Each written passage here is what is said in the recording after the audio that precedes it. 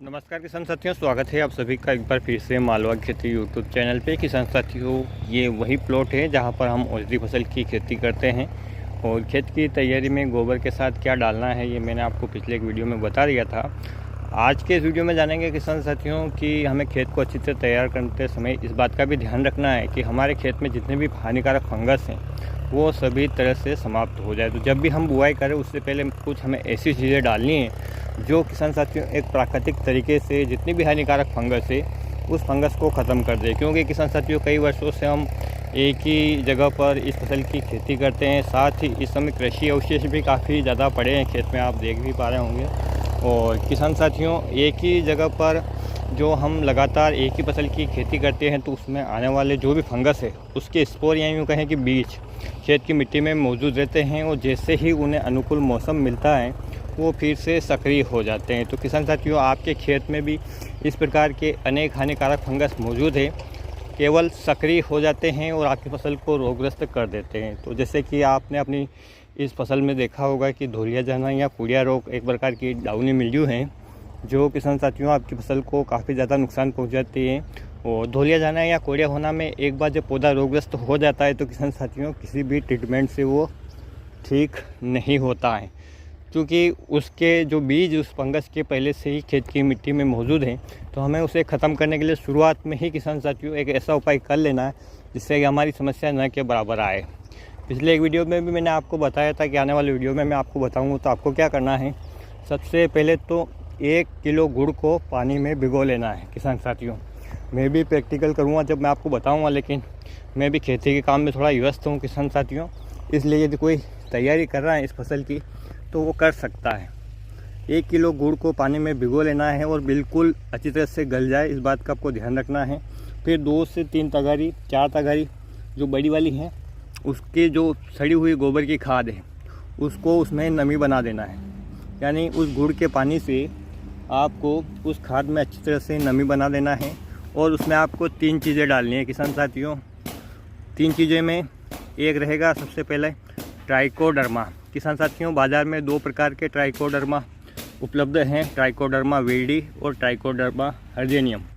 अब कौन सा हम लाए, तो किसान साथियों यदि इस प्रकार से कृषि अवशेष आपके खेत में ज़्यादा हैं तो आप ट्राइकोडर्मा हर्जेनियम का प्रयोग कर सकते हैं, और यदि कृषि अवशेष कम है तो आप जो किसान साथियों ट्राइकोडर्मा वीडी का प्रयोग कर सकते हैं। 1 किलो की मात्रा आपको लेनी है 10 आरी के लिए, और 1 किलो आपको सूडोमोनास लेना है। किसान साथियों, ये भी एक प्रकार का मित्र फंगस है जो जितने भी हानिकारक फंगस है उनको ख़त्म करने का काम करता है। साथ ही किसान साथियों आपको लेना है पोटास और फास्फोरस सोलुबिंग बैक्टीरिया जो बाज़ार में आपको मिल जाते हैं। किसान साथियों, तीनों चीज़ें ज़िंदा हैं, इसलिए इनको पर्याप्त मात्रा में भोजन मिलना चाहिए। और जो भोजन ये किसान साथियों लेंगे वो आपकी गोबर रूपी खाद का लेंगे जो सड़ी हुई अच्छी तरह से है, और इनकी कॉलोनी बढ़ेगी। या यूँ कहें कि जब इसमें मिलाकर आप रखोगे छाँव में तब इनमें वृद्धि होने लगेगी, इनकी जनसंख्या बढ़ने लगेगी, इस फंगस की वृद्धि होने लगेगी और जो बैक्टीरिया है उनकी भी वृद्धि होने लगेगी। किसान साथियों, ये एक मल्टीप्लाई करने का तरीका है, यानी एक से अनेक बनाने का तरीका है। कम से कम 8 से 10 दिन तक आप इसे छाँव में रखें और ऐसा लगे कि नमी की कमी हो गई है किसान साथियों तो आप फिर से गुड़ के पानी से उस जो भी आपने पेस्ट बनाया है, जो भी गोबर की खाद का ढेर लगा रखा है आपने, उसको फिर से नमी बनाने के लिए उलट पुलट कर लीजिए और फिर आप टाट से ढककर उसे छाया में रखिए।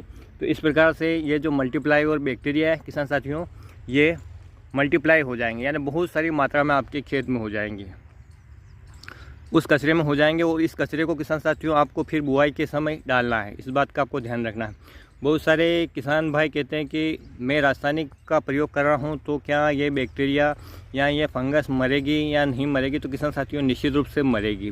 तो जब भी इनका प्रयोग करने के लिए कहा जाता है तो 15 दिन पहले और 15 दिन बाद तक आपको कोई भी रासायनिक फंगीसाइड का प्रयोग नहीं करना चाहिए। लेकिन किसान साथियों खेती एक ऐसी खेती है जब तक हम इसमें रसायन नहीं डालें तो हमारे मन में डर रहता है कि जैविक ने काम किया या नहीं किया, तो फिर हमारी जो फसल है वो ख़राब हो जाएगी। तो किसान साथियों मैं तो कह रहा हूँ कि जब आप जुताई कर रहे हैं इस समय तो आपके खेत में नमी है तभी आप इसको मल्टीप्लाई करके डाल दीजिए, और जब आप बोवनी करेंगे किसान साथियों उस समय आप रासायनिक फंगीसाइड का प्रयोग कर सकते हैं। उससे क्या होगा किसान साथियों, निश्चित रूप से इस रासायनिक फंगीसाइड से जो आपने पूर्व में जो भी आप ट्राइकोडर्मा, सूडोमोनास, बैक्टीरिया ये डाल रहे हैं, इनमें क्षति तो होगी, लेकिन कम होगी। क्योंकि किसान साथियों मान लीजिए अभी आपके पास 2 सैनिक हैं, ट्राइकोडर्मा और सुडोमोनास को हम सैनिक मान लेते हैं, 2 सैनिक हैं, और जब ये मल्टीप्लाई करके किसान साथियों 100 सैनिक हो जाएंगे, और जब रासायनिक फंगिसाइड के अस्त्र इस पर चलेंगे तो किसान साथियों मान लीजिए कि 20 सैनिक आपके मारे जाते हैं, फिर भी 80 सैनिक आपके पास बचे हुए रहेंगे। तो इसको मल्टीप्लाई करने का यही फ़ायदा है किसान साथियों। मेरे थोड़े शब्द अटपटे हैं, लेकिन समझाने का पूरा प्रयास मैं करता हूं आप लोगों को, आपकी लागत कम से कम आए।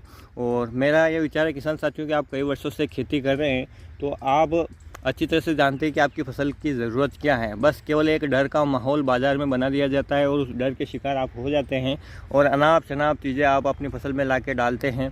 कई बार तो फसल अच्छी हो जाती है किसान साथियों, और कई बार फसल बिगड़ जाती है। फसल अच्छी हो जाती है तो शॉपकीपर अपनी वाहवाही लूट लेता है, और फसल बिगड़ जाती है तो किसान साथियों वो मौसम को दोष दे देता है। तो इस प्रकार से थोड़ी सावधानी, थोड़ी सी समझदारी आप रखिए। और अगले वीडियो में मैं आपको निश्चित रूप से किसान साथियों में किस प्रकार से मल्टीप्लाई कर रहा हूँ, क्या क्या प्रोडक्ट डाल रहा हूँ, उसके बारे में बताऊंगा। केवल एक मार्गदर्शन का काम किया है मैंने।